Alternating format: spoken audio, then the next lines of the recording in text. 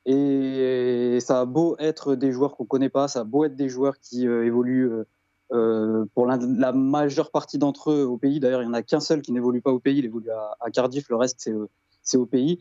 Les petits de 10-11 ans, ils avaient les yeux remplis d'étoiles et grands ouverts quand il y avait une séance de tir au but à la fin. Et je pense que c'est aussi ça, le tournoi Révélo, c'est voir des petits qui n'ont pas l'habitude de voir des joueurs professionnels s'entraîner d'aussi près. Et là, ils le font en fait dans des stades de clubs amateurs. Donc en fait, c'est vraiment un à côté. Et pour l'Indonésie, peut-être que Adrien le dira peut-être à la fin, mais lui aussi, il a eu un à côté assez sympa avec le peuple indonésien, notamment sur les réseaux sociaux. Vas-y, raconte l'histoire, Adrien, après moi, et après on passera au groupe C.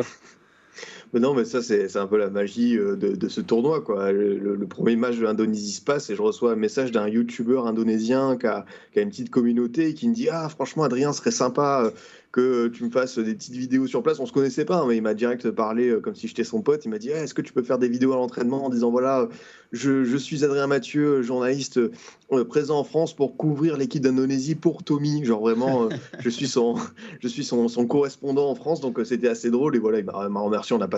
On a bien discuté et tout, donc c'était sympa. Et puis tu vois, pareil, il y a plein de gens qui, ça c'est à côté, mais qui m'ont dit: Ah, ma chère Arnaud, c'est intéressant et tout. J'ai envoyé des WeTransfer, des interviews et tout, parce que moi, je n'avais pas réutilisé ça pour le compte ou pour autre chose. Donc voilà, on a pu aussi partager ça. Mais c'est vrai que l'Indonésie, voilà, maintenant, j'ai des adresses, j'ai des amis du côté de Jakarta. Et pour revenir au groupe C, Ama, Mathieu, cette équipe des Comores, vous savez, dès que vous m'avez soufflé l'information qui pourrait venir, à quel point j'étais fou et excité. Adrien et Elias ont parlé de la solidarité, de cette personnalité d'équipe. Adrien a bien fait de relever le mot mission donné par Pandore. C'était le but de les faire venir au tournoi pour ça, pour qu'ils créent leur histoire. Et on peut dire que c'est mission réussie. C'est le but du tournoi, de toute façon, on le dit à chaque fois, mais le tournoi, c'est inviter l'Argentine, inviter la France, mais c'est aussi donner l'opportunité à des équipes comme les Comores de se construire, de se frotter à des équipes de haut niveau, de créer des groupes, des générations. Et je pense que c'est l'équipe qui l'a le mieux compris dans le tournoi avec le Panama, peut-être. L'état d'esprit qu'ils avaient, tu le disais, plusieurs fois ils ont utilisé le mot on est en mission, on veut représenter le pays. Franchement, moi c'est mon équipe coup de cœur du tournoi parce qu'ils ont montré quelque chose d'assez exceptionnel dans le jeu d'abord, parce que c'était vraiment excellent dans le jeu, c'était très bien. Comme tu l'as dit, Idriss, on voyait les lacunes qu'il y avait, mais ça s'est tellement compensé par du cœur, par de l'envie, par du bonheur d'être là, que t'as qu'une envie, en fait t'as envie d'être derrière eux, t'as envie qu'ils gagnent. C'est exactement le même sentiment que quand on les regardait à la CAN, en fait. T'as envie qu'ils gagnent parce qu'ils dégagent tellement de sympathie, t'as envie d'être en empathie avec eux, et c'est vraiment, moi, c'était une joie de les regarder jouer à chaque fois. Et autre chose aussi, alors qui n'a rien à voir avec le terrain, mais pour moi c'est important aussi, en matière de comportement, d'éducation des joueurs, de politesse, de disponibilité avec les gens qui sont venus, ça a été l'équipe qui a été la plus irréprochable. Franchement, ils étaient à domicile. Ils étaient à domicile. C'est normal, ils avaient tous leurs repères. Oui, mais la France est à domicile et n'a pas le même état d'esprit. Crois-moi, par rapport à Marseille, les Comores sont plus à domicile que la France. Ouais, c'est vrai.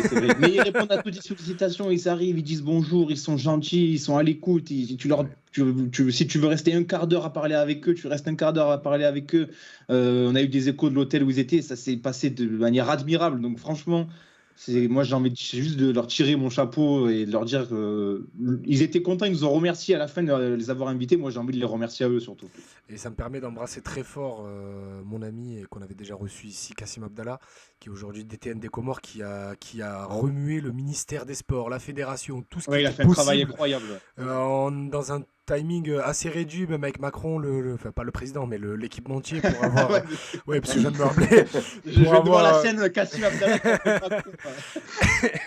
Pour les équipements et tout. Bref, Kassim a fait un travail incroyable, et surtout Patrice et Samirdine, le staff, qui a insufflé tout ça avec cette équipe, et à titre personnel, le tournoi d'Aaron Kamardine m'a fait sursauter dans la tribune à chacune de ses interventions. Justement, pour parler du côté organisation, Ama, comment est-ce qu'on ramène une équipe comme les Comores dans le tournoi ? Oh bah c'est comment dire, les Comores, on avait en tête de les faire venir depuis un petit moment. Voilà, ceux qui écoutent notre podcast savent qu'on est Marseillais et ça nous tient à cœur d'avoir des équipes qui touchent les communautés les plus importantes de Marseille. Les Comores, bah forcément, on est à Marseille. Ça fait sens. Après, on attendait qu'il y ait le bon timing, que la fédération soit bien structurée, qu'il y ait un vrai projet derrière, parce que l'intérêt était réciproque.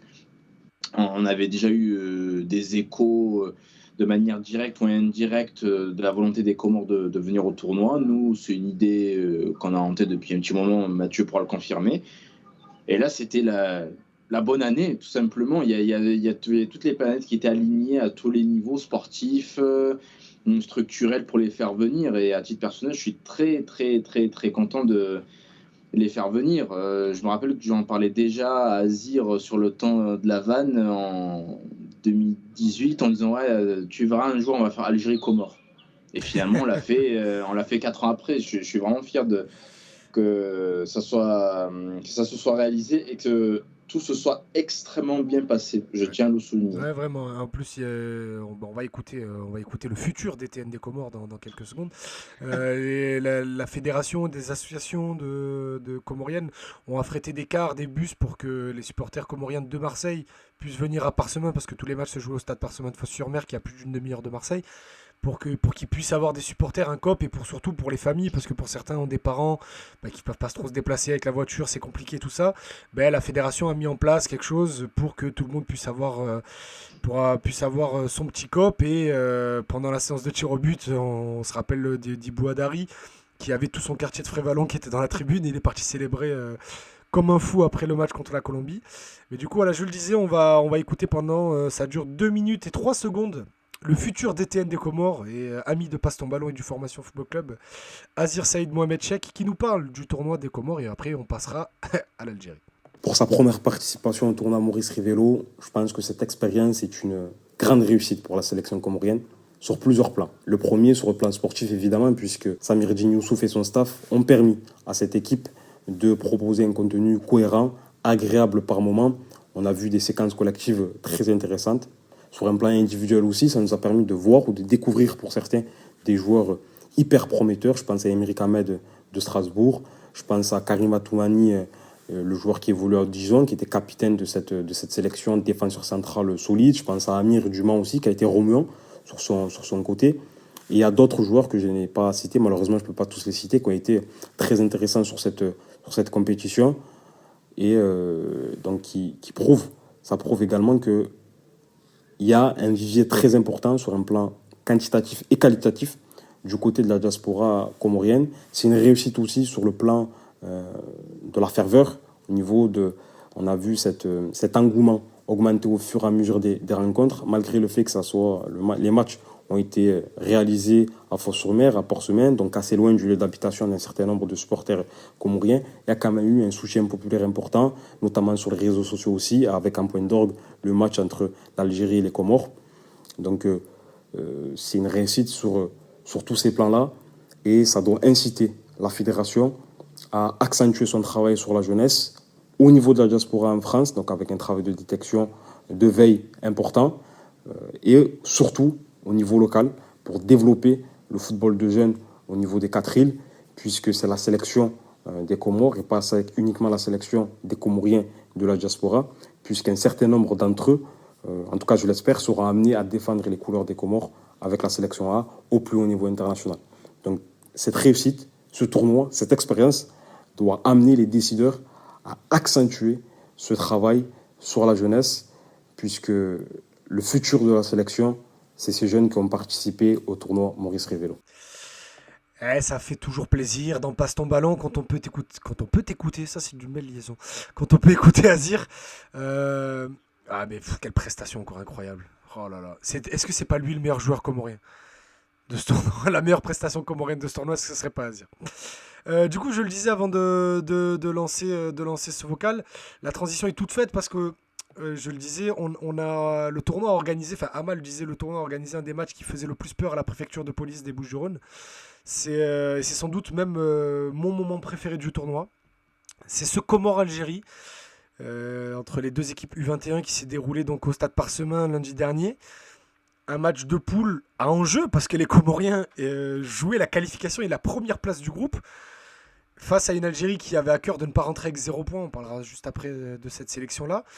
Elias, toi, l'autre Marseillais, le néo-Marseillais de ce groupe, qu'est-ce que tu en as passé de ce match? Quel souvenir on en gardera? Il y a cette photo qui se met sur le Twitch, la photo de la fraternité, comme on l'a appelée entre ces deux nations. Ah bah oui, la photo résume parfaitement l'état d'esprit du match, l'état d'esprit même des deux sélections pendant le tournoi.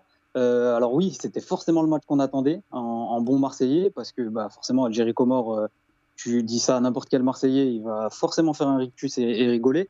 Ça s'est très bien passé, c'était un beau match, et pour le coup c'est le seul avec Adrien qu'on a vécu en bord terrain. Et plus même qu'en bord terrain, on l'a vécu en pied de tribune, en pied du COP des Comoriens. Et ça rajoutait vraiment ce qui manquait en fait. Ça faisait vraiment tout le sel du match, quoi. Ça se passait super bien sur le terrain, c'était assez intense. On n'a pas pu vraiment analyser exactement le jeu comme tu peux l'analyser en hauteur en tribune, mais on sentait que c'était intense, on sentait qu'il y avait de l'envie, on voyait qu'il y avait des beaux contacts. Et derrière, on a eu 200 à 300 Comoriens qui ont passé l'intégralité du match à chanter et à encourager l'équipe. Donc quand ça se finit avec la photo qu'on voit là sur l'image, en fait on se dit ça ne pouvait pas finir autrement. C'était comme ça, c'était un match qui ne faisait peur qu'à la préfecture de Oui, je le dis en rigolant, mais nous, on savait que ça allait bien se passer. Les joueurs se connaissent, hein. C'est pour ça qu'ils ont fait cette photo après. Les joueurs se connaissent tous, ils se côtoient tous dans les centres de formation, dans les différents championnats, dans les différentes poules de réserve et tout. Il n'y avait que de l'amitié, je le disais pendant le match. Il y avait la charnière de la réserve de l'OM sur le terrain avec Kada d'un côté et Kamardine de l'autre. Donc il y avait aucun intérêt à se tacler les genoux ou à se faire mal. Non, bien sûr. Adrien, toi, du coup, Elias nous a dit, vous a raconté le bord terrain. Toi, en tant que hors Marseillais, comment tu as vécu ce match?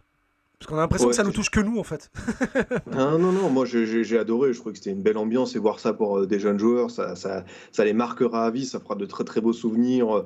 Tu vois, quand le COP comorien qui fait One to Free Viva l'Algérie, c'est formidable, quoi. C'est vraiment un beau truc. Et même si les deux équipes finalement ont échoué à se qualifier en demi-finale, il y avait quand même de la satisfaction. On a vu plein de joueurs nous arrêter quand on est sur la pelouse, dire tu peux me prendre en photo et tout. Genre vraiment être très très heureux d'être là.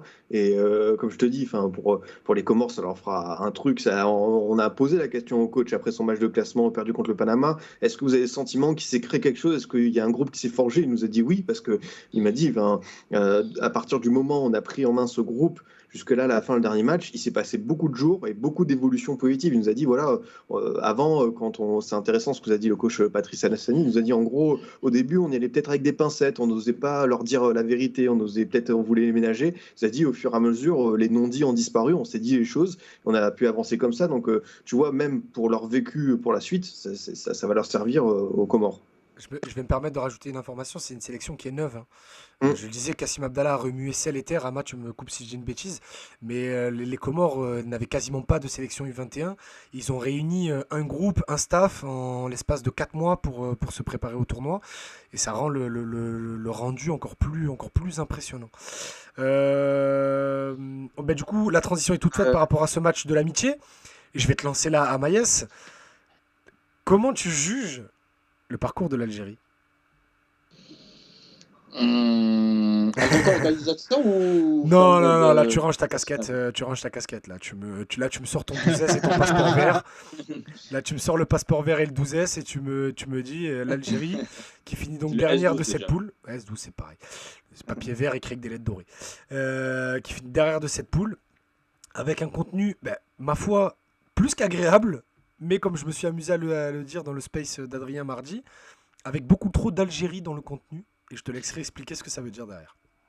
Non, c'est un tournoi qui aura été frustrant parce que, comme tu dis, au niveau du rendu, ça a été l'une des équipes les plus enthousiasmantes, notamment au niveau offensif. Tu avais des joueurs qui taquinaient le ballon avec des Belkhed, des Boulbina qui étaient vraiment d'excellents dribbleurs. Tu avais des joueurs qui et notamment Belkri qui a fini parmi le top 3 ou 4 des meilleurs dribbleurs du tournoi. Tu as eu plein d'occasions, mais au final, comme tu dis, le grand mal du football algérien à travers les époques, c'est mettre des buts. Et là, ça s'est vu pendant le tournoi, malheureusement, et j'espère que ça sera une bonne expérience pour tout le monde, le staff, les joueurs, etc. Dominer n'est pas gagné, parce que les 3 matchs que l'Algérie a disputés Ils sont censés les battre. ont été dominés par l'Algérie, et il n'y a aucun problème. Et même le match de classement ensuite contre l'Indonésie, pareil, l'Algérie était toute proche de se faire battre par l'Indonésie. Pourquoi ? Parce qu'ils ont raté plein d'occasions, encore une fois. Donc, j'espère que ça sera une bonne leçon. Voilà, le football international, c'est ça. C'est bien de se créer des occasions. Il faut savoir les mettre. Mais disputer des compétitions internationales telles que le tournoi Maurice Rivello sert aussi à faire prendre conscience de certaines zones où on doit progresser. On va aller vite sur l'Algérie. Il y a un dossier qui est en préparation sur DZ Foot avec les informations de Mohamed Belhadji et de Merwan que vous connaissez très bien du podcast. Et on en reparlera sans doute au moment voulu parce qu'on est déjà à 1h20 d'émission et il nous reste l'équipe de France à discutailler. Au niveau des individualités, les gars, je vous fais un tir groupé. Le premier qui prend la parole a gagné. Ama a parlé de Belkir, de Boulbina. Cette équipe algérienne, elle a quand même beaucoup de talent et ce qui nous a impressionné, c'est que c'est surtout des joueurs, avec nous, notre complexe de supériorité, des joueurs qui jouent en Algérie, qui se sont illustrés. Ouais, j'aime Sedine Bekouche, mon petit coup de cœur sur lui, de latéral gauche, qui d'ailleurs a fini dans l'équipe type du tournoi. Un vrai bon joueur, profil assez offensif, pas non plus mauvais quand il s'agit de défendre. Bon petit joueur, là, j'ai oublié son club par contre, je m'en excuse. Du CRB Louisdad. Merci. Du CRB Louisdad, qui est le même club de Belkir, du coup, qui est de Belkir, qui joue au milieu de terrain. C'est ça, il y avait plusieurs clubs il y avait plusieurs joueurs de ce club. Et le club qui a révélé Islam Simani aussi mais voilà, c'est vraiment un bon joueur. Moi, j'ai beaucoup aimé. Le petit Bourras aussi, c'est vraiment très intéressant aussi. Ouais, très intéressant. Non, mais ils ont de super individualités et je rejoins entièrement le constat que tirait Ama. C'est incroyable autant d'inefficacité parce que en mettant leurs occasions, franchement, on avait droit à une demi-finale France-Algérie, donc on peut avoir des regrets. La larme à l'œil. Et là, le préfet de police qui fait non, mais je vais les tuer. Elias, Amaïs a parlé Mathieu, a parlé de Bourras. Je sais que toi, c'était ton petit coup de cœur du match contre le Japon. Est-ce que tu peux nous rapidement nous parler de Bourras ? Et derrière, Adrien, tu nous parleras de Titraoui, qui était la pépite attendue du tournoi et qui, pour le coup, a rendu une copie en demi-teinte. Vas-y, Elias. Ouais, Bourras. Alors, on était avec une équipe d'Algérie de manieurs de ballon, de gars qui voulaient absolument taffer leurs adversaires, des mecs qui étaient dans le duel. Et là, en fait, on avait un joueur qui était uniquement dans l'évitement du duel et dans la disponibilité balle au pied. Et c'est ça que j'ai beaucoup aimé et qui m'a sauté aux yeux, justement. C'est qu'en fait, il était souvent placé entre les lignes, il était tout le temps disponible, ne serait-ce que pour faire une petite passe remise de 2 mètres, mais qui décalait bien le bloc adverse. Et en fait, c'est ça, moi, qui m'a surtout sauté aux yeux, c'est le profil un peu différent de ce qu'on attendait d'un milieu ou d'un offensif algérien. Et c'est en ça, moi, que ça m'a sauté aux yeux. Je l'ai trouvé très propre et beaucoup aussi dans le collectif, quoi. C'est pour ça, moi, je pense que j'avais le joueur un peu en lumière, quoi. Et du coup, formation FC. Adrien Titraoui, il jouissait d'une grosse réputation. Le coach a tout changé pour le deuxième match contre la Colombie pour le mettre dans les meilleures conditions. Est-ce que, comment toi tu juges son tournoi, vu que ce sont beaucoup plus les autres, donc Boulbina, Belkhir et Bourras et Bekouche qui se sont révélés? Ouais, forcément un peu frustrant parce qu'on attendait, tu l'as dit, c'est un des joueurs de cette sélection algérienne qui arrivait avec une grosse réputation. On nous a tout bien dit que, au-delà de l'école Paradou, qui est quand même très très reconnue maintenant en Europe, il y a aussi un joueur qui avait une belle réputation. Et tu l'as dit, je pense un peu ce problème, et ça vient du collectif. En discutant avec le sélectionneur, on a compris qu'il y avait eu des problèmes de mettre en place ça, qu'il y avait beaucoup de changements de coach, et du coup sur la continuité, sur la durée, c'est aussi ça. On a parlé tout à l'heure du Panama avec ce processus et tout. Malheureusement pour l'Algérie, il n'y a pas cette stabilité qui permet à peut-être des joueurs de mieux s'exprimer. Et Titraoui baladé lors du premier match. Là, celui-ci, c'est vrai qu'il a eu du mal face face à la Colombie. Donc, il y a forcément une déception. Mais après, c'est vrai qu'on a vu quand même la qualité du joueur sur le plan technique, sur le plan de la vision de jeu, de la passe. On devine quel type de joueur ça peut être. Maintenant, il va falloir faire les bons choix. Le club, quand il va aller en Europe, la suite de son aventure avec l'équipe d'Algérie, parce que on sait qu'il va y être plus tard s'il n'y a pas de problème avec les A. Mais voilà, c'est vrai que sur ce tournoi, on aurait voulu en voir un peu plus. Mais comme je t'ai dit, ça fait peut-être partie un peu de quelques problèmes de structure, de fédération, d'équipe U21. Bon, on va pas ouvrir le dossier maintenant, mais c'est vrai que la gestion de la FAF, enfin la gestion de ce tournoi par la FAF, la Fédération algérienne de football, est un scandale et ça me regarde personnellement et je n'engage que moi. Les gars, le groupe C, avant de passer à l'équipe de France, les individualités de ce groupe C, on a parlé de Castillo, on a parlé des Algériens. J'avais envie de parler de Kimura, le gardien japonais qui est élu meilleur gardien du tournoi, si je dis pas de bêtises, qui a écœuré l'équipe d'Algérie, mais également les Colombiens. Mathieu, tu sais quoi, vu que c'est toi qui as pris la parole, parle-nous de la prestation du gardien japonais. Ah oui, il a été incroyable. Il a fait 2 matchs, là, les 2 premiers matchs où il finit avec 2 clean sheets. Il fait des matchs à la Ochoa, époque PSG Ajaccio, tu vois, où il te sort des trucs, tu te dis, mais c'est pas possible. Il sort des arrêts incroyables. Et surtout, la chose qui est un peu drôle avec lui, c'est qu'il joue même pas en club. Il est encore à l'université. Donc, je pense que c'est un vrai talent pour le futur de la sélection japonaise. Il a fini avec le plus haut taux d'arrêt, je crois, le plus haut nombre d'arrêts, même si le Japon a été éliminé en phase de poule. Donc, grâce à votre partenaire StatsBomb. Exactement, qui fournit des datas toujours plus fournies. Et non, il a fait un excellent tournoi. Il a même pas eu de concurrence pour le poste de meilleur gardien, alors que chaque année, Ahmad, tu me contrediras pas, c'est une tannée pour élire le meilleur gardien. Là, franchement, là, ça a coulé de source. Et malgré les prestations de Pandore avec les Comores, il y avait une grosse discussion avec Pandore pour moi. Après, j'ai pas voulu. Kimura, pour moi, c'était logique aussi. Mais il y avait quand même une petite discussion avec Pandore quand même. Pandore, en fait, c'est grossi par les deux tirs au but, par les tirs au but, mais malheureusement, il fait des erreurs sur le match contre l'Algérie qui lui coûte peut-être le titre de meilleur gardien. Non, c'est pas grave. Et t'as aussi le Vénézuélien Samuel Rodriguez qui joue à l'Atlético, qui n'était pas trop mal, mais qui n'est pas non plus transcendant. Là, c'est la première fois vraiment, moi, je suis au tournoi depuis 2014. C'est la première fois qu'il y a un gardien qui survole autant et pour qui c'est une évidence de lui décerner le trophée, quoi. Elias, notre petit coup de cœur du tournoi général, mais je te lance à toi parce qu'on l'avait vu sur le premier match, on est tombé de suite amoureux. C'est ce milieu de terrain colombien, Puerta. Est-ce que tu peux le décrire aux gens qui n'ont pas pu le voir évoluer au tournoi et avant qu'il explose d'ici 2 ans au monde professionnel? Oui, en plus il était parfaitement intégré, on va dire un peu au triangle avec le Casemiro numéro 6 colombien et avec meilleur ami d'Adrien. Ouais, c'est ça. Du coup, on avait un profil de destructeur, on avait un profil de dynamiteur, et là, en fait, on avait vraiment un profil de gars qui régulait la hauteur du bloc colombien.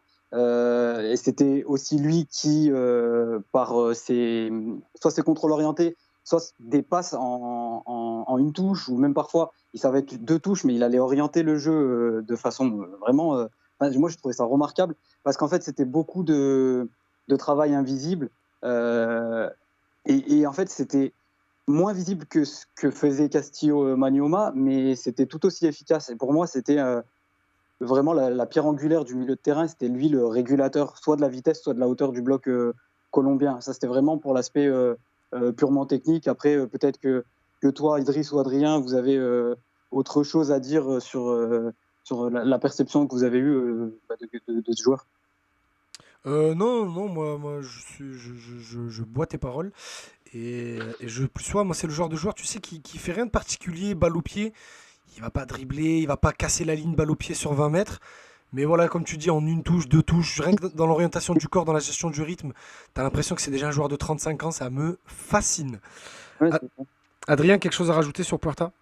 Ouais, t'as tout dit vraiment dans ce rôle d'équilibre de l'équipe. C'est un joueur qui va être important pour la suite. Donc c'est le type de mec un peu de l'ombre et tout qui va être utile, je pense, à pas mal d'équipes. Donc voilà, relayeur qui sait à peu près tout faire. Il fait pas tout bien, tout très très bien. Mais franchement, c'était un des coups de cœur du tournoi côté Colombie.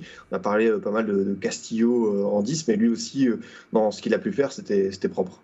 Tout juste 18 ans, enfin 19 ans, pardon, on le rappelle, hein, il vient de les fêter. Et après, je ferme cette poule C, à part si Ama a envie de rajouter quelqu'un.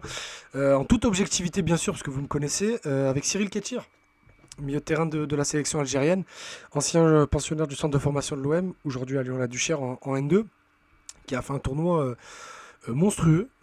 D'abord essayé en position de relayeur par son sélectionneur, puis replacé seul devant la défense, et de par son activité, de par son agressivité, sa justesse, balle au pied, il a permis à des artistes comme Belkir ou Bourras de s'exprimer au mieux par son abattage derrière. Et encore une fois, en toute objectivité, parce que je connais un peu le joueur, le voir évoluer à ce niveau après tout ce qu'il a traversé ces dernières années, je lui tire mon plus grand des chapeaux. Ama, une individualité à ressortir de ce groupe C? Il y a pas mal de noms qui ont été évoqués. Donc, ouais, je peux parler du japonais, enfin des deux japonais plutôt. Riku Yamane et Kitano. Sota, si je n'écorche pas son C'est ça. nom. Donc, Sota Kitano, ouais. Neuf très très sympa. J'ai bien aimé aussi. Ouais, 2005, De- 17 ans, enfin, incroyable. ouais, deux jeunes de 17 et 18 ans. Yamane qui joue à Yokohama, si je dis pas de bêtises. Kitano, j'ai un doute où il joue, mais c'est très, très, très, très talentueux. C'est la discipline japonaise dans sa splendeur, mais combinée à la technique pour les deux. Et ils me font penser à des joueurs comme Reo Hatate, qu'on a vu en 2019, où on sentait qu'il y avait du potentiel et qu'ils allaient bientôt aller en Europe.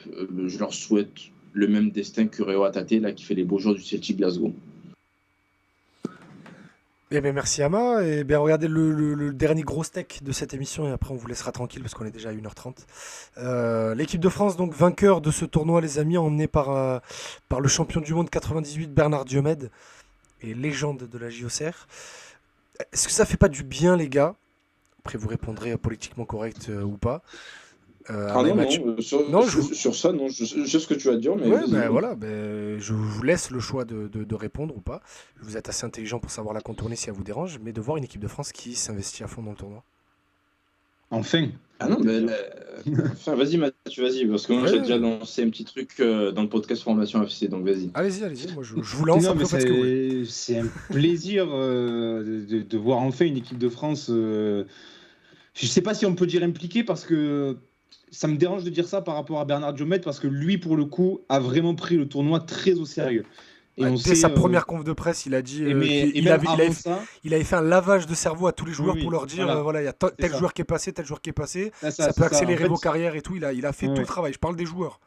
Et en fait, il a même fait une présentation vidéo des grands joueurs internationaux français passés par le tournoi, en disant moi, ça a changé ma carrière, ça peut être le cas pour vous, etc.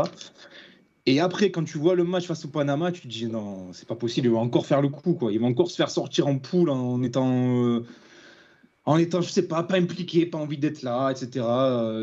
Pas le bon état d'esprit. Et au final, non, ils ont fait un super tournoi. Ils ont gagné le tournoi de manière tout à fait logique, et c'était la meilleure équipe sur le terrain. Il n'y a pas eu photo de A à Z, y compris en finale, quand ils se sont fait bouger contre le Venezuela, quand ils sont menés à la pause, ils arrivent à revenir, à inverser la tendance. Non, franchement, c'est un soulagement, ça fait vraiment plaisir. Et de toute façon, on l'a senti dès qu'on a reçu la sélection. C'est pas pour manquer de respect aux précédentes sélections, mais quand on recevait la liste les années précédentes, on se disait bon, ça va être compliqué parce qu'il y a des joueurs qui sont moins connus, qui jouent pas trop dans leur club, etc. Là, quand tu vois arriver la liste, que tu vois Ekitike, Mboukou, Mara, Aouchiche, Kouassi, Matsima, Agoumé, Le Penant, tu te dis ah bon, là c'est sérieux, là ils le prennent au sérieux, et ça s'est vérifié sur le terrain à partir du deuxième match. Donc non, j'ai pas de mal à dire qu'on est ravis et soulagés d'enfin voir la France à ce niveau-là, vraiment. Maïs, vas-y, poursuis. Ouais, non, pour rebondir, j'espère que la FFF va continuer en ce sens. Hein. Moi, j'ai aucun tabou à dire que les années précédentes, et la FFF a pris le tournoi un peu par-dessus la jambe, et nous, ça nous heurte en tant que pays hôte. Le tournoi, je le rappelle, se passe en France. Et quand on voit que l'équipe de France a fait des prestations plus que moyennes en 2017, 2018, 2019, parce qu'ils envoient des équipes qui ne sont pas forcément à la hauteur de la réputation de l'équipe de France, je trouve ça pas normal quand tu vois que les autres nations qui boxent dans la même catégorie, à savoir l'Angleterre, le Brésil, je sais pas moi, l'Argentine, qui vous voulez, on voit tout le temps des grosses équipes au tournoi. Nous, les dernières années, la France, par je ne sais quelle explication avancée, on voyait des équipes assez moyennes, disons-le. Là, cette année, ils ont envoyé vraiment l'équipe qui représente vraiment l'équipe de France, et ça satisfait tout le monde, aussi bien l'organisation, l'équipe parce qu'ils ont gagné, les joueurs. J'ai vu des réactions d'après le tournoi, notamment Maxime Estève qui disait ouais, ça restera gravé à jamais en moi ce moment parce qu'on avait vécu 3 semaines incroyables,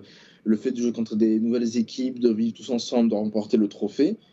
Si j'ai un message à lancer à la FFF, écoutez vos joueurs, tout simplement. Adrien, on a beaucoup parlé de projets dans cette émission quand on a parlé des un peu plus petites nations, notamment du Panama, du Venezuela ou de l'Indonésie. Bernard Diomède nous a dit en conf de presse, je crois que c'était après le match contre l'Argentine, que c'était l'équipe qui comptait emmener aux Jeux Olympiques de 2024, que la Fédé comptait emmener aux Jeux Olympiques de 2024. Est-ce que ça ne nous rassure pas aussi de voir que l'équipe de France voit sur le long terme en vrai? Et de pas juste se satisfaire de ce réservoir quasiment illimité de joueurs qui sortent chaque année. Non, c'est ça. Là, on est en train de passer une belle fin de saison, un beau début d'été, parce que les U17 ont gagné leur Euro. Là, on a eu les U20 qui ont gagné le tournoi Maurice Révelo. Il y a les U19 qui vont à l'Euro aussi avec une équipe sympa. Les espoirs ont assuré leur qualification. Donc, c'est vrai qu'en équipe de France de jeunes, on a souvent connu des saisons compliquées, des saisons creuses. Pas parce que, comme tu l'as dit, il y a un vivier formidable et on sait qu'on a, dans toutes les catégories d'âge, on saura toujours trouver une équipe compétitive pour rivaliser avec les meilleurs du continent, mais plus en termes d'envie, je sais pas trop, il y a toujours un peu de frustration aussi, de projet de jeu, on peut le dire. Des fois, l'équipe de France, elle est un peu ennuyante à regarder. Cette équipe de Bernard Diomède, il a mis ses joueurs dans les meilleures conditions et c'est vrai que c'est intéressant de parler de ce projet des JO parce que voilà, là, tu peux avoir une très très belle équipe qui va entourer normalement Kylian Mbappé. Reste à trouver d'autres joueurs pour assurer le coup, notamment peut-être un gardien et un milieu de terrain d'expérience. Mais en tout cas, c'est vrai qu'on a senti l'envie d'avancer. Et ça, vous avez insisté sur un truc. Bernard Diomède était très très impliqué sur ce tournoi. On l'a senti, il y avait le côté vainqueur qui voilà, lui, il a fait passer le message à ses joueurs. Je pense peut-être à quelqu'un comme Yannis Simiani d'Ajaccio, qui a joué à plusieurs postes, qui a dépanné. C'est quelqu'un qu'on ne connaît pas forcément beaucoup, à part les suiveurs de Ligue 2. Et c'est peut-être carrément ce tournoi qui va lui permettre de revenir avec un autre statut dans son club. Donc c'est forcément hyper positif. Et oui, c'est vrai que là, on a vu une équipe de France qui, après avoir pris de haut le Panama, parce que c'était le cas, a respecté ses adversaires, a respecté le tournoi. Et à partir de là, ça a été un problème de santé. Il y a eu le petit match un peu tendu en finale contre le Venezuela avec de la nervosité, notamment chez l'équipe vénézuélienne. Mais là, on a senti peut-être aussi un peu le vécu, l'expérience de ces joueurs qui ont une cinquantaine de matchs en Ligue 1 ou en Pro. Voilà, pas tomber dans leur piège et ils ont su l'emporter cette finale de manière logique. Garde la parole, vu que tu parles de joueurs de Ligue 1. Le meilleur buteur du tournoi, c'est un joueur que tu connais bien. Est-ce que tu peux nous parler du tournoi de Sékou Mara ? Ouais, forcément, Sékou Mara, il sortait d'une saison un peu contrastée avec les Girondins parce qu'il a joué en début de saison, il a connu un gros creux où il était plutôt remplaçant. Et sur la fin de saison, quand il y avait urgence qu'il fallait se maintenir, on s'est rendu compte qu'on avait quand même un petit jeune qui était sympa. Donc il arrivait vraiment au tournoi en pleine bourre en ayant marqué vraiment en étant sur une très très belle série personnelle. Et honnêtement, sur son premier match, on a senti que comme tout le reste de l'équipe face au Panama, c'était compliqué. Mais après, quand il est mis en bonne condition, c'est le Sékou Mara qu'on connaît. C'est un joueur extrêmement généreux qui sait à peu près tout faire, c'est-à-dire décrocher, venir jouer des ballons loin de la surface, mais aussi être présent en profondeur, être le finisseur. Donc voilà, un registre de jeu assez complet. Et même sur la palette de buts, il y a des buts de Renard où il reprend après un arrêt un peu hasardeux du gardien. Il y a un enchaînement qui est très sympa contre l'Argentine où il s'emmène bien le ballon, il termine en puissance. Pareil pour le Mexique. Donc même dans son jeu en pivot, c'était intéressant. Donc j'ai vu un Sékou Mara vraiment performant, vraiment dans ce qu'il savait faire à Bordeaux. Et là, forcément, il s'est régalé parce que quand il y a un Akliouche et un Ouchiche pour lui donner des ballons, voilà, là, il pouvait faire la différence. Donc, je pense que ce tournoi, ça lui a permis on va dire, encore plus se faire observer par des recruteurs, d'augmenter sa valeur. Après, on sait que la situation du côté des Girondins est très, très compliquée. On ne sait pas comment ça va se terminer pour Marat, mais il se peut que face à l'urgence de la DNCG, Marat, il y a un petit départ précipité d'ici quelques jours pour renflouer les caisses de manière urgente. Je ne sais pas ce sera quoi le montant, mais le club qui le récupérera, quoi qu'il arrive, sera intéressant parce que c'est quelqu'un qui peut même jouer seul en pointe avec deux autres joueurs, donc avec un autre attaquant. Franchement, c'est vraiment c'est le bon moment pour le prendre, quoi. Elias, je viens vers toi parce qu'on va parler d'un autre joueur qui a limite changé le cours du tournoi pour son équipe. C'est Adil Aouchiche, qui était retenu avec Saint-Etienne pour le barrage lors du premier match et qui, dès qu'il est arrivé, a été mis sur le terrain et il a changé la face de son équipe. Et je sais que c'est le genre de joueur que tu aimes bien. Oui, et juste pour faire globalité sur l'équipe de France, je pense qu'avec un peu de recul maintenant, et puis avec ce que j'entends, je vais dire que c'est vraiment en grande partie aussi la victoire de Bernard Diomède parce que il arrive avec un groupe de joueurs, je pense, à les concerner comparé à ce qu'on a vu aux années précédentes. Parce que moi, pour le coup, j'attendais même pas l'équipe de France cette année parce que les années précédentes, je les attends et je suis déçu. Donc cette année, je me suis dit, je vais pas les attendre parce que de toute façon, ils vont me décevoir. Ça sert à rien. Et en fait, pas du tout. Et je pense que la victoire de Bernard Diomède se situe dans le fait d'avoir réussi à concerner tous les joueurs avec chacun ou chaque groupe de joueurs des objectifs différents. Par exemple, des gars de Ligue 2, leur dire c'est l'occasion pour vous de vous montrer au niveau international. Des mecs comme Kouassi qui jouent pas forcément au Bayern, c'est lui dire montre aussi à tous les recruteurs qui sont présents sur place qui t'oublie pas, regarde que tu sais encore jouer. Un gars comme Ekitike qui était en instance de transfert. Ça a un peu flingué son tournoi avec Ekitike. Oui, justement, c'était peut-être lui dire essaye aussi de montrer que tu sais t'économiser. Enfin bref, tu vois, c'est tout. À mon avis, il a dû à chaque joueur leur donner un objectif personnel qui a fait que au final, ça a fait un bel objectif global. Et du coup, ça me permet d'enchaîner sur Aouchiche. Il a certainement dû lui dire profite, c'est ta bulle d'oxygène, parce que quand on fait une saison qui se solde par une relégation avec les conditions qu'on connaît et peut-être aussi les conditions dans lesquelles a fini de façon personnelle Aouchiche, on ne peut que lui dire amuse-toi en fait sur ce tournoi. On peut pas lui imposer quoi que ce soit. On récupère un gamin même qui est certainement un peu en vrac, la tête un peu à l'envers, et tu peux pas lui dire lui crier dessus sur les matchs et lui dire ne t'amuse pas. Donc il avait une complète liberté dans le jeu. On a senti que c'était un peu entre guillemets la petite star de l'équipe de par sa facilité technique, mais on a senti aussi que Diomède a dû lui dire, même pas ne rien lui dire en fait, fais ce que tu veux, et ça s'est senti sur le terrain. C'était, comme j'ai pu le dire dans le space la dernière fois, c'était de l'insolente facilité. Il y avait de peu pour que ça bascule dans un peu trop de provocation, mais comme je dis, avec le contexte et avec ce genre de joueur, tu ne peux pas le limiter, encore moins sur un tournoi où tu sais que il va jouer 3 matchs et demi, et puis voilà. Donc en fait, c'était, je pense, dans cet état d'esprit, ça a permis d'avoir du Aouchiche comme on voulait. Ça a permis d'avoir du Aouchiche qui, dans certaines situations, va prendre la pression, va prendre les contacts, va prendre un peu les provocations, et ça va permettre, peut-être que je te fais une passerelle sur Akliouche, justement de libérer ce genre de joueur un peu moins connu, un peu moins expansif, un peu moins extraverti. C'est le bon tournoi d'Akliouche et aussi, je pense, dû à ce que fait Aouchiche. Justement, Ama, je te rends la parole parce que Elias parle d'Akliouche. Cette équipe de France, elle est arrivée avec une équipe de darons, parce que des mecs avaient déjà 50-60 matchs de Ligue 1, pourquoi si, il y a même des matchs de Ligue des Champions. Il y a aussi des joueurs qui jouent peu en pro, notamment Akliouche qui a montré un peu le bout de son nez en fin de saison avec Monaco, mais ça reste des bouts de match. C'est aussi les belles histoires du tournoi. C'est des carrières qui se lancent. Oui, tout à fait. Et c'est l'essence même du tournoi. L'histoire d'Akliouche, elle est belle parce que, comme tu dis, franchement, moi, par exemple, personnellement, je le connaissais pas du tout. Oui, tu vois qu'il est entré en jeu quelques minutes avec Monaco, mais Alors, juste, on l'a vu, moi en tout cas cette année avec Azir, on l'a vu avec la réserve de Monaco face à l'OM et Martigues, et de suite, en fait, il faisait pas des gros matchs. il n'était pas tout le temps décisif, mais tu sais, la touche de balle, la conduite, le placement, tu sens qu'il y a quelque chose. Mais on avait vu que du potentiel, même en N2.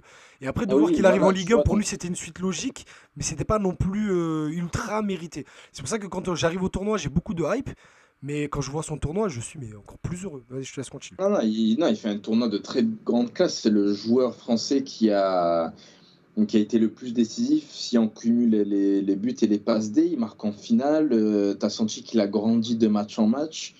Et non, à part les puristes, personne ne connaissait Marnès Sakliouche. Là, après le tournoi, je dis pas que tout le monde le connaît, mais pas mal de personnes le connaissent. Et je suis persuadé que ça va accélérer sa carrière, qu'il aura beaucoup plus de temps de jeu l'année prochaine, que ce soit à l'AS Monaco ou ailleurs. Et c'est l'essence même du tournoi, c'est de révéler les futures stars de demain. Et si on a été un coup de boost dans la carrière de Marnès Sakliouche, on en sera très content dans quelques années. Les gars, on est déjà à 1h44 d'émission. Je pense que c'est un supplice pour les gens qui nous écoutent. Tu sais quoi, Mathieu, vu que c'est toi l'habituel présentateur, un mot de la fin sur cette équipe de France avant qu'on ferme? Très heureux de cette victoire. Vraiment une belle équipe, un coach enfin impliqué. Et là, j'insiste bien sur le coach parce que ça n'a pas toujours été le cas. On a eu des coachs qui n'étaient pas impliqués, voire antipathiques au tournoi, j'ai pas peur de le dire. Donc là, je suis très heureux d'avoir eu un Bernard Diomède impliqué. Un autre ancien joueur d'Auxerre, mais pas à la même époque. Voilà. Non, mais c'est un plaisir de les voir comme ça. C'est vraiment un plaisir de voir une équipe de France qui, à domicile, remporte le tournoi. Voilà, je pense que vous avez tout dit. Vous avez parlé d'Aouchi, Sakliouche. Moi, je veux parler d'Agoumé aussi, qui a été excellent au milieu, qui vraiment a été le régulateur, le capitaine de cette équipe. Tanguy Kouassi derrière, très bon, au-dessus du lot. Vraiment, j'ai l'impression qu'il a joué en marchant, mais même comme ça, il était vraiment au-dessus du lot. Donc, c'était moins bien que Camardine, mais c'était pas mal. Et je rejoins aussi Adrien sur Simignani, vraiment une belle découverte aussi. Et je pense qu'il va avoir son mot à dire l'an prochain avec la CA. Eh bien écoutez les amis, c'était long mais c'était bon parce qu'on a voulu couvrir max de choses et croyez-moi on n'a pas pu tout dire parce qu'avec Elias on a une séance, un échauffement de l'équipe d'Algérie à vous raconter, mais ça franchement il faudrait un podcast entier pour que vous puissiez avoir l'essence même du comique de ce qu'on avait sous les yeux. Merci à vous d'être restés tout au long de cette émission. On était beaucoup, là on est un peu moins, c'est normal. Tout au long, je compte sur vous pour faire tourner le podcast qui pourra s'écouter tout au long de l'été. Et on aura même des petits bouts à ressortir selon les performances de chacun des joueurs dont on a parlé lors des prochaines saisons. Je vais remercier très fort Adrien et Elias d'avoir été avec nous parce que Ama et Mathieu, à la limite, c'est leur taf. Mais vous, d'avoir pris 2 heures de votre temps ce soir, surtout Elias. Si tu me permets, Idriss, moi j'en profite, je vous l'ai dit hors antenne et de visu, mais je vous le dis aussi. Je vous remercie à tous les gars de l'exposition que vous avez offert au tournoi cette année. C'était un vrai plaisir de vous avoir tous avec nous. Vraiment merci pour votre présence, tout ce que vous avez dit sur le tournoi. Même si vous avez dit du mal, c'est pas grave, ça fait parler du tournoi. Je pense aussi à Football Mexicano qui était là, qui j'ai pas cité, Azir forcément il était toujours là, Glofar évidemment, l'équipe de Lucarno Posé, Opta, Yacine et Florent Posé, Opta, mais ça ils le savent, mais voilà, mais ce qu'on appelait dans les tribunes, on aimait bien Giral, tout le Twitter FC est là, mais franchement les gars, vraiment merci, c'était un plaisir de vous avoir parmi nous et j'espère que vous serez encore là l'an prochain. À part moi, parce qu'un membre éminent de l'organisation m'a dit, toi je sais pas pourquoi on t'a accrédité, voilà. Non mais il faudra que tu fasses semblant de travailler, là ça sera bon. J'ai travaillé, c'est parce que je travaille sur mon téléphone, du coup on croit que je fous rien, mais je travaille. J'embrasse AR, voilà. Mais non, mais les gars, merci à vous. Elias l'a dit, Adrien aussi l'a dit dans le Space mardi. On n'a pas forcément de carte de presse, on est des petits médias. Moi je me suis accrédité, j'aurais pu le faire au nom du Phocéen, mais ils n'étaient pas intéressés, donc je l'ai fait au nom de Passe ton ballon. Il suffit d'avoir un mail, on vous envoie un mail et vous nous accréditez, on ouvre tous les accès. On n'a pas besoin de demander l'autorisation ou de demander un truc, tel truc. Mascherano, il arrive après le match, on lui pose 500 questions, il ne nous dit pas c'est la dernière. Donc c'est toujours tellement facile et tellement agréable de travailler là-bas que qu'est-ce que vous voulez qu'on fasse c'est aussi un message à tous les community managers et tous les responsables de communication de France. Laissez-nous travailler, regardez, ça se passe bien. À force de mettre des barrières, de dire on pose que 2 questions, on parle pas de ci, on parle pas de ça. Ama et Mathieu, ils nous ont jamais dit à Mascherano on parle pas de ci, on parle pas de ça. Et Mascherano, il nous a délivré 20-25 minutes de conférence d'après-match. Même le coach panaméen, on l'a gardé longtemps. Le coach colombien aussi, il était hyper intéressant à écouter. Sans parler en plus de Samirdine et de Patrice des Comores qui donnent du pur pour derrière travailler, qui donnent de la matière pour qu'on puisse raconter ce qui se passe au tournoi aux gens. Donc non, merci à vous, merci au tournoi, merci à Alain, même s'il m'aime pas. Merci à Thibaut, merci à François. Merci à Thibaut, François et toute l'équipe, bien évidemment, Eric, Gilou et tout. Et que longue vie au tournoi et à Marseille le plus longtemps possible, même pour toujours.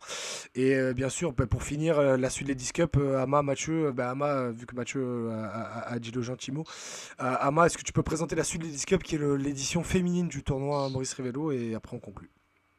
Alors la suite de Ladies Cup commence dès le 22 juin jusqu'au 28 juin. Ça sera sous la forme d'une poule unique de 4 équipes. Je crois que c'est diffusé à la télé. C'est diffusé à la télé sur la chaîne L'équipe. Ah, voilà. C'est sous la forme d'une poule unique qui réunit 4 équipes nationales U20 qui viennent se préparer pour la Coupe du Monde U20 qui aura lieu cet été au Costa Rica. Les équipes sont la France, les États-Unis, le Mexique et les Pays-Bas. Tous les matchs se déroulent à Aubagne uniquement et les matchs sont gratuits le soir en plus, comparé au tournoi Maurice Révélo où certains matchs avaient lieu en journée. Donc pas d'excuses, venez voir. N'ayez pas d'a priori sur le foot féminin. Je vous assure que vous allez voir de beaux matchs. Ouais, et puis c'est la 3e édition, si j'ai pas de bêtises. Moi, j'avais eu l'occasion de travailler sur la 2019 et on avait pu voir une équipe du Japon et notamment de la Corée du Nord qui avait été tout bonnement impressionnante. Et je le dis encore une fois, pas pour subvendre le tournoi ou quoi, parce que sinon je le dirais pas. Donc voilà, merci à vous les amis. Ça a été long, ça a été bon et on va pouvoir enfin partir en vacances sur le podcast apaisé. Merci à vous tous tout au long de la saison. On le rappelle, Passe ton ballon, même si c'est un délire à la base de Azir, Ama, Mathieu et moi, c'est parce que vous nous donnez de la force. On n'arrête pas de voir des messages sur la boîte privée de Passe ton ballon sur Twitter ou dans les commentaires sur YouTube qui nous confortent dans l'idée qu'on avait besoin de ce podcast-là sur non seulement les matchs de l'OM mais surtout sur la culture foot en général. Regardez, là ce soir on n'a pas parlé une fois de l'OM. Donc voilà, on est content. Merci à vous, et merci à l'équipe, merci à Elias, merci à Adrien, merci à Merwan, même s'il n'a pas pu être là ce soir.